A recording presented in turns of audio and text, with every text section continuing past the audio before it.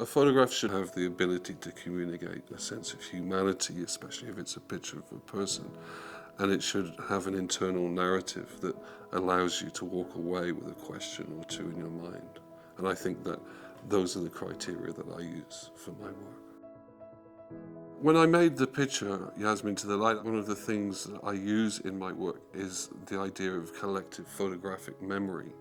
It's the idea that a picture can be understood on lots of different levels of memory, particularly photographic memory. And the picture that I chose or emerged with that picture was the absolutely iconic image of Anne Frank that you see on books that kids read at school and adults read to remind themselves of certain things. I made that picture with that image, that little fleeting photograph in mind. The picture of a girl that never grew up and trying to make her grow up in a photograph.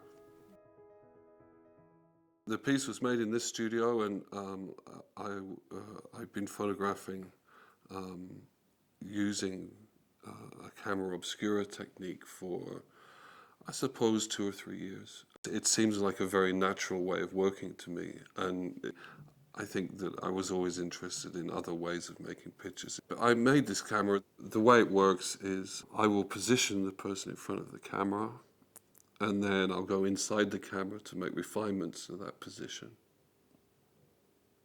I'll close the lens down, then you put up some light sensitive material in the back of the camera.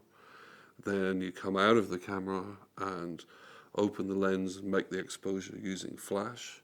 And then you put the picture into a processing machine, which takes 18 minutes for it to dry. So the picture's either done and great or awful and terrible in 18 minutes. They're different to other photographs because they emit a sensation that is a little more human somehow. They're never really described as prints because there isn't the print is the photograph and the photograph is the print. There's not the opportunity to make more than one version of the picture because that moment has passed. There's no negative and there's no transparency and there's no digital file.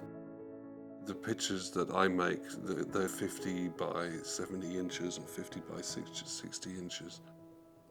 I wanted a photograph to be an experience to look at. And, I'd look at photographs and I'd walk up to the pictures and I'd find them disappointing because they break up and they become, pixelated or grain-laden at a certain viewing distance. And I thought there was a way around that. The opportunity to be millimeters away from the surface of the pictures and see the texture of people's skin and the bits of makeup they were wearing yesterday and couldn't wash off, and eyelashes and dust on the surface of fabrics and things like that. I'm very interested in the history of photography, but I'm more interested in general visual culture. I pick from lots of different things to find my excitement or my inspiration. I think that there's undoubtedly a photographic lineage where I'm the end of it in some parts and the beginning of it for others.